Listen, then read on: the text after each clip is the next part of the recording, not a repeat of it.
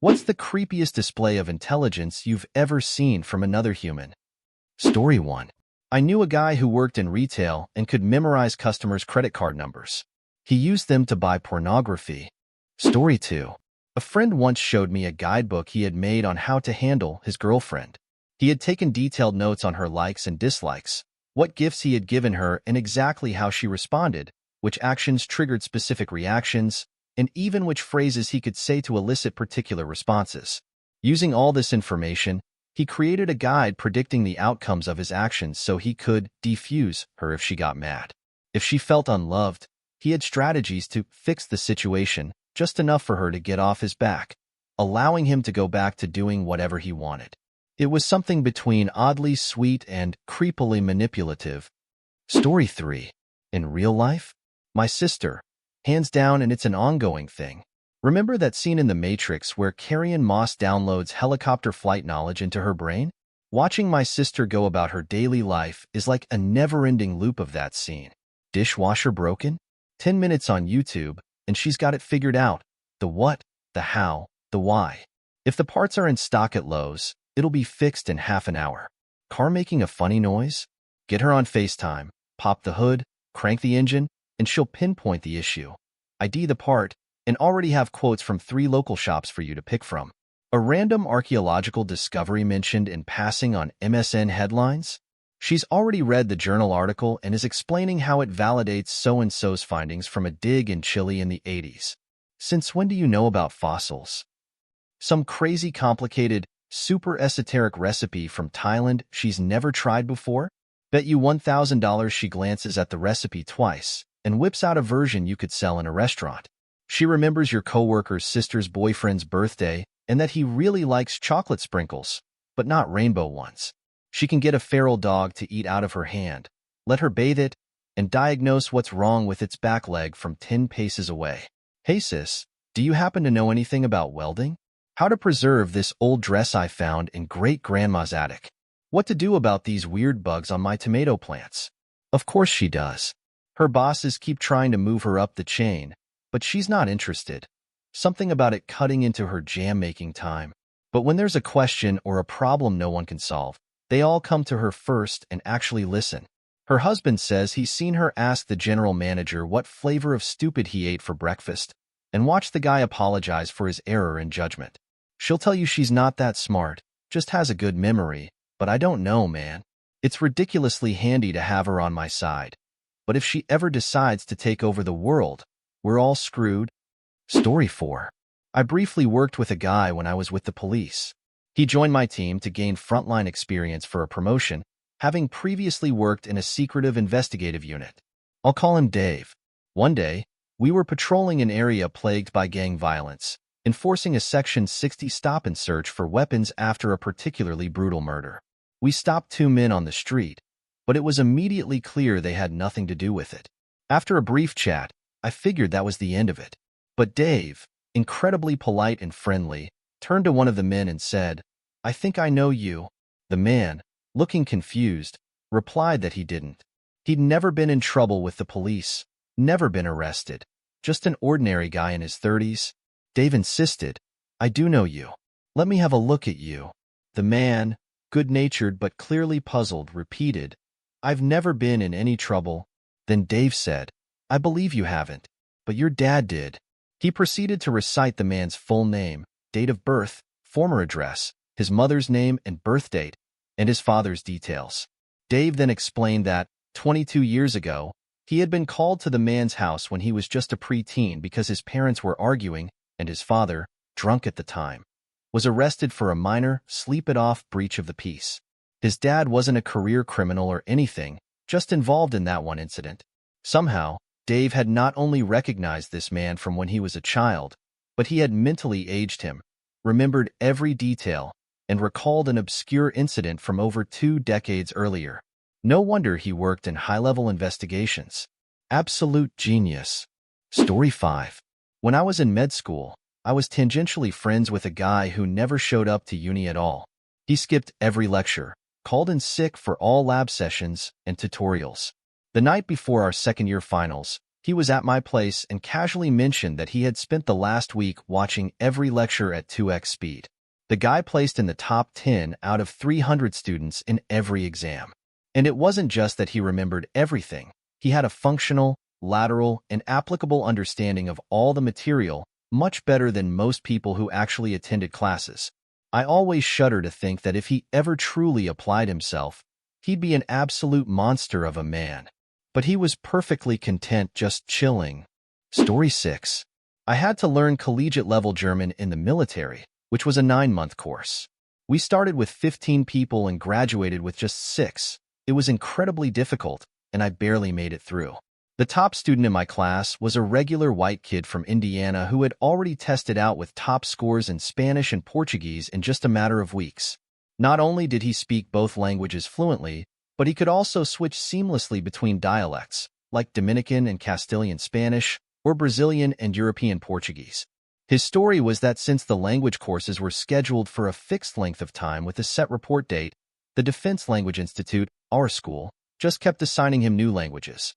Once he figured that out, he started pacing himself in class.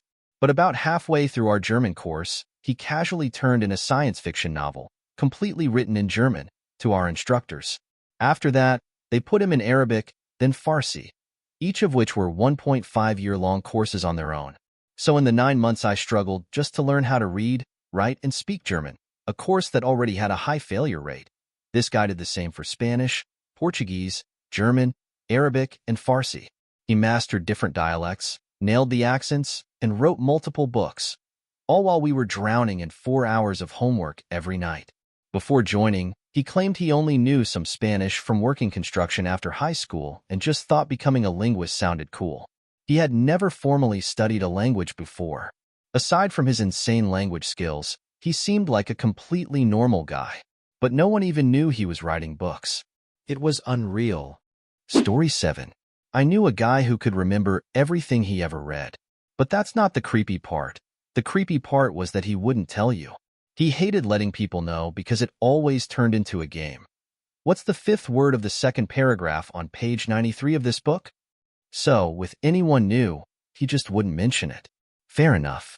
But if someone pissed him off, it was like watching a courtroom drama unfold. On January 16, 2007, you said that John and Jane were seen flirting at the coffee shop and, quote, OMG, John is cheating on Mary with Jane again. Then you'd scroll back through old messages, and sure enough, he had it exactly right. Dude was insanely smart, but also really jaded and depressed. We lost touch, so I have no idea what he's up to now. Story 8. I used to know someone who was pretty quiet around people he didn't know. He would only give information when asked, and even then, only half of it. At first, I thought he was just guarded, until I got really close to him. What piqued my interest was when he said, I don't like her. She's scary smart but plays dumb.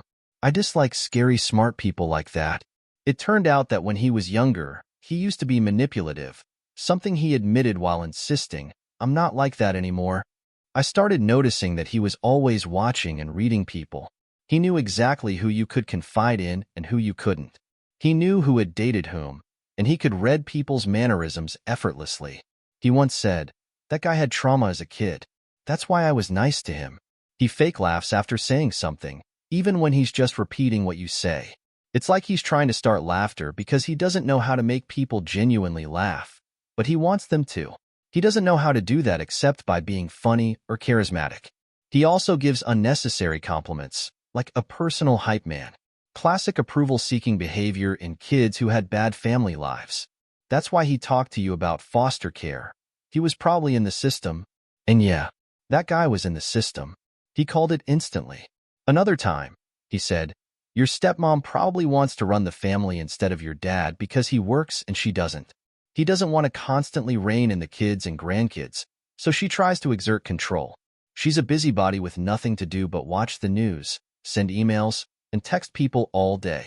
That's why she's so judgmental. She knows it's false control, but it's all she has.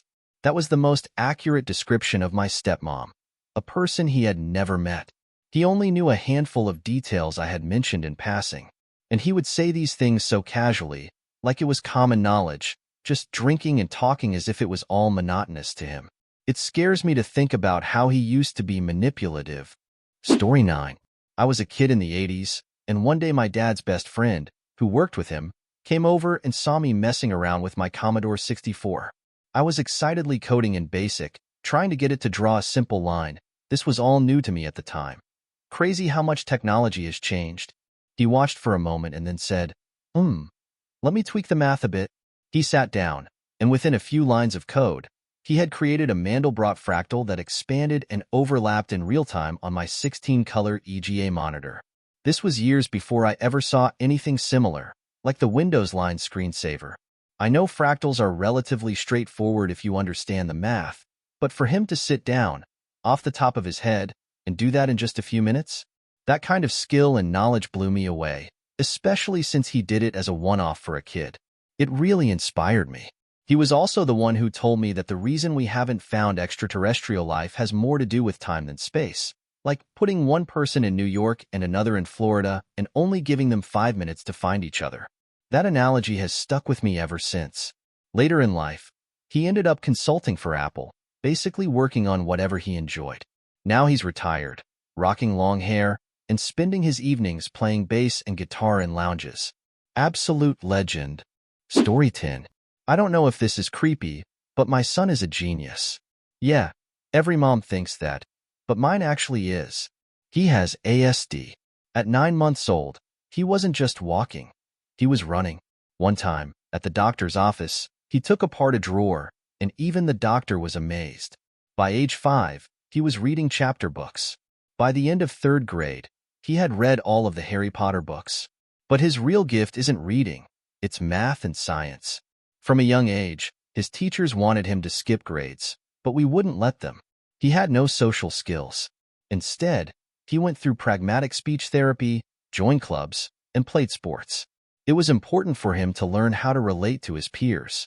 Socializing didn't come naturally to him. He had to learn it, like other kids learn how to ride a bike. But he got there. His teachers always went above and beyond to challenge him. He could solve complex math problems in his head. His youngest sister can too. By the way, she's now a data analytics and mathematics major. He's now a chemist and chemical engineer. As an adult, he graduated college with a 4.0 GPA. In accredited chemistry programs, there are 3 major academic awards, one for inorganic chemistry, one for organic chemistry, and one for physical chemistry. He won all 3. He remembers everything he reads or hears, even random, non-essential facts. The last time his IQ was tested, it was 164. They check it as part of his ASD evaluations. Thanks to his autism specialist, pragmatic speech therapy, and his teachers, most people don't even realize he has autism spectrum disorder. But growing up, he had selective mutism until age 9. His teachers would have to pull his sisters out of class so he could whisper to them if he needed to say something. He's the kind of person that people walk away from saying, "That's the smartest person I've ever met." But despite his intelligence, he's humble, shy, and reserved. He's also fiercely loyal to and protective of his siblings. He's one of the best men I know. I know I sound like a mom, but I'm just so incredibly proud of him. If you enjoyed the video, don't forget to leave a like and subscribe, activate the notification bell, and share a similar story or anything you'd like to say in the comments. See you next time.